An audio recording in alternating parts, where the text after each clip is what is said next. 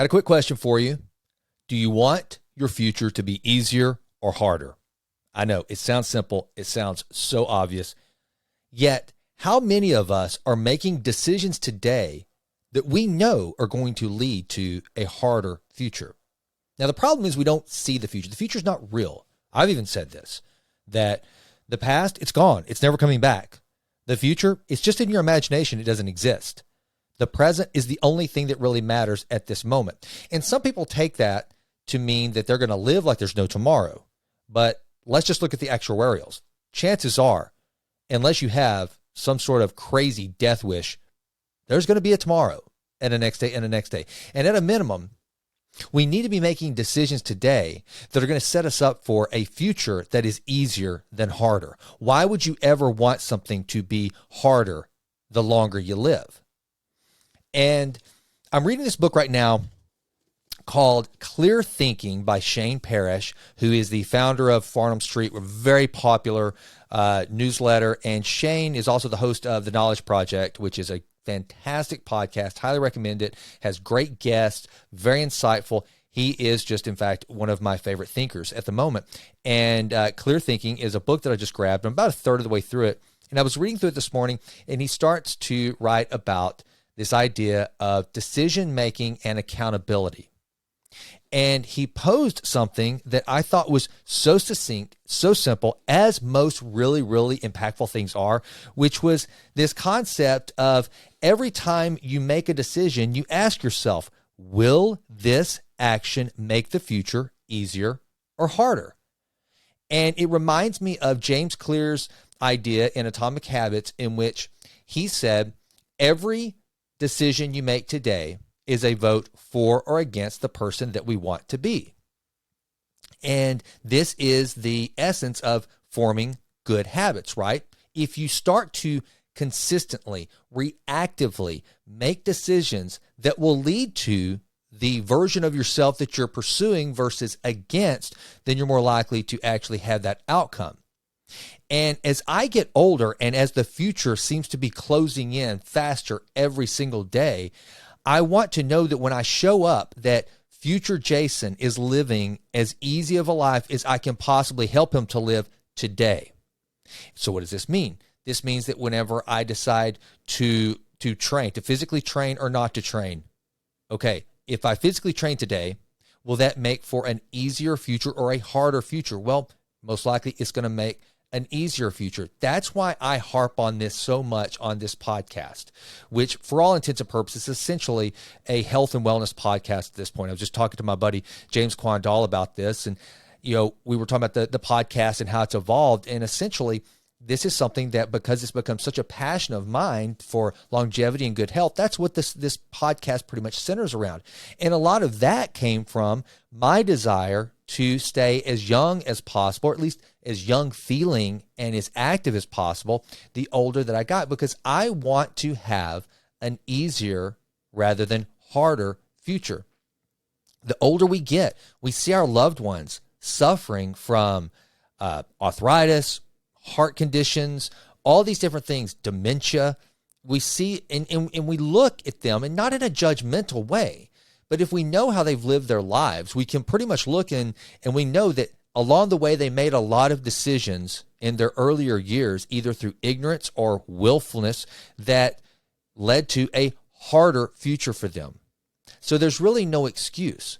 And so what we have to do today is to think every single day, at least contemplate. And I suggest, and this is what I'm trying to do, is just to plan out my day and think, those exercises that I'm going to put into my day, will they help me pursue or lead a path to a easier or a harder future? Because the decisions that we make today are going to show up. They're going to echo into our future. And so this is another thing that I highlighted in this book that I thought was very profound. Solutions appear when you stop bargaining and start accepting the reality of the situation. That's because focusing on the next move rather than how you got here in the first place opens you up to a lot of possibilities. When you put outcome over ego, you get better results. So this, I think, is a message for those of us who have made a lot of bad decisions that in the past that have made the present harder. That yesterday's future, which is today, is harder because of the decisions that you made yesterday or that I made yesterday. So what do? Well, instead of wallowing in it and being victims of our bad decisions or our less than stellar decisions, our negligent decisions, then what can we do? Well, we can put our ego aside. We can confess to ourselves, you made the mistake, you made the bad decision, but now the best you can do is to recover. Recover quickly. That's what Charlie Munger always says. It's one of his many investment philosophies, Charlie Munger being the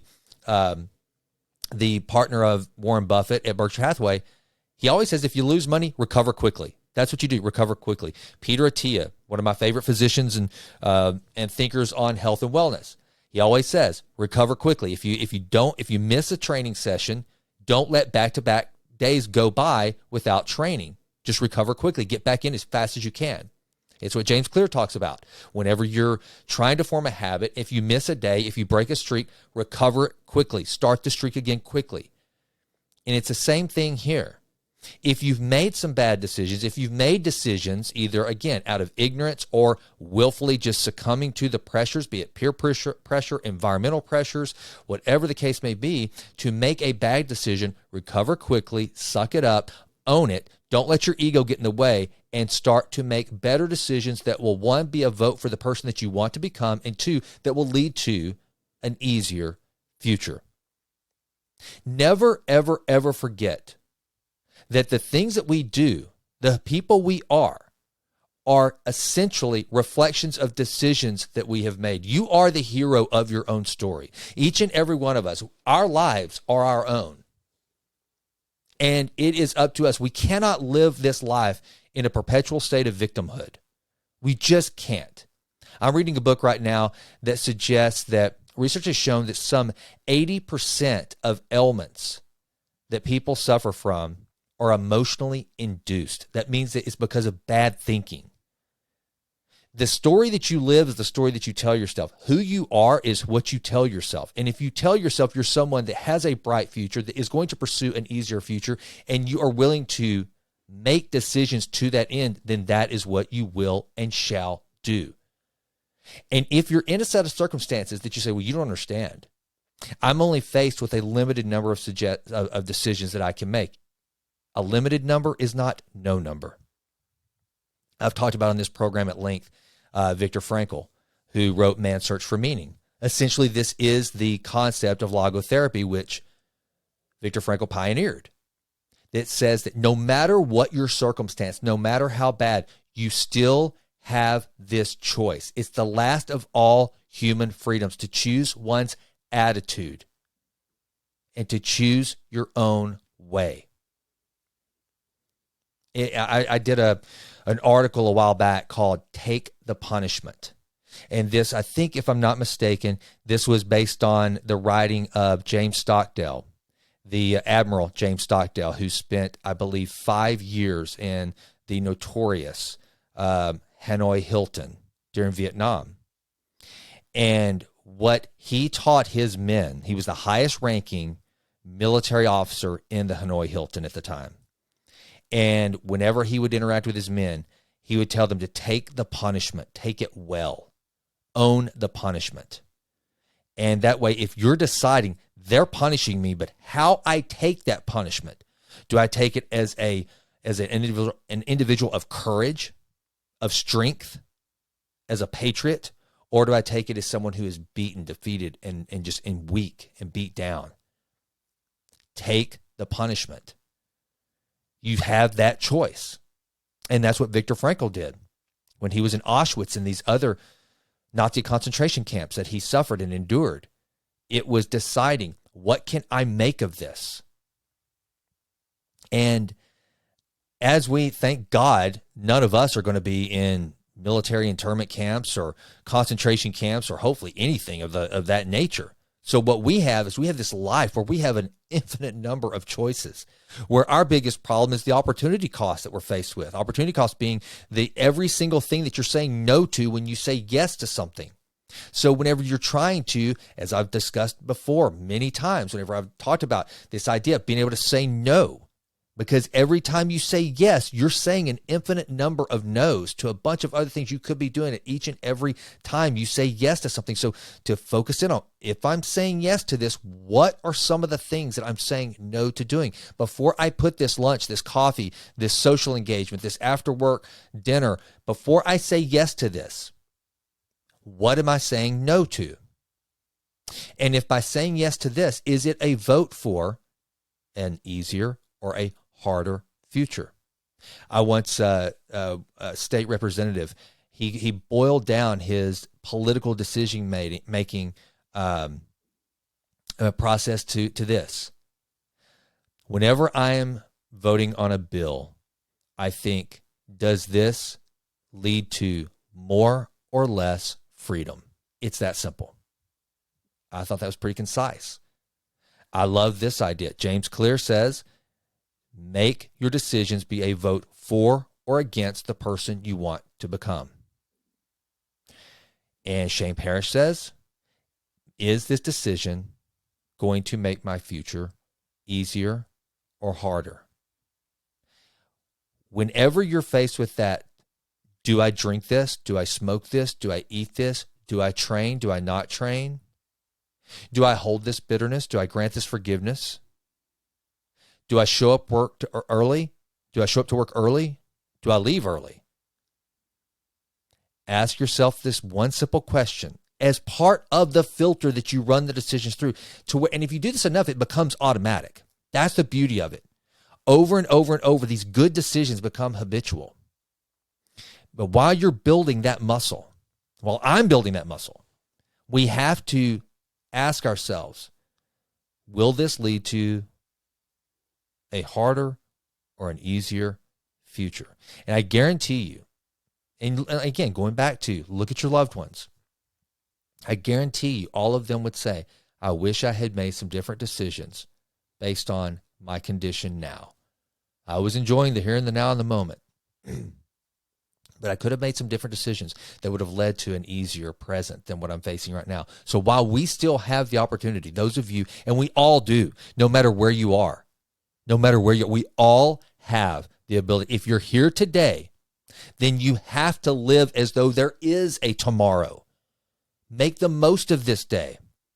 There's a difference between like Don Draper and Mad Men and just slaying as many chicks, drinking as much booze, smoking as many cigarettes, breaking as many hearts, just living selfishly, self-centered in the here and the now as though there's no tomorrow, or living as well and as smart and as deliberate as though there is a guarantee of tomorrow. And when you show up, you want the best you there, the easiest life lived there. You put yourself in challenging situations like what we've talked about here recently on Authentic Health Friday. You put yourself in those moments of resistance now, today, in the present, so that the future will be easier. You're better able to deal with the pain, the moments that will inevitably come in all of our lives. You will be able to deal with them with greater ease because you've simulated them in your present to lead to an easier future. I hope that you have a wonderful holiday season. I can't believe it's here. I'm so excited. And remember to make those decisions today that will lead to an easier future tomorrow. Continue to improve your future today. Always in always. I'm Jason, and I'm out. Well, that does it for this episode of The Jason Wright Show. Thank you so much for listening. This has been a Texas Titan Media production. Fourth Wall did the music. And as always, thank you so much for listening. Please consider going out to jasonwrightnow.com and signing up for the Vitruvian Letter. Also, please go out to iTunes. It takes like 30 seconds to just leave us a 5-star rating. It does wonders for the podcast. I would be so grateful. And with that, until we meet again, go crush it and endeavor to improve always in all ways. I'm out.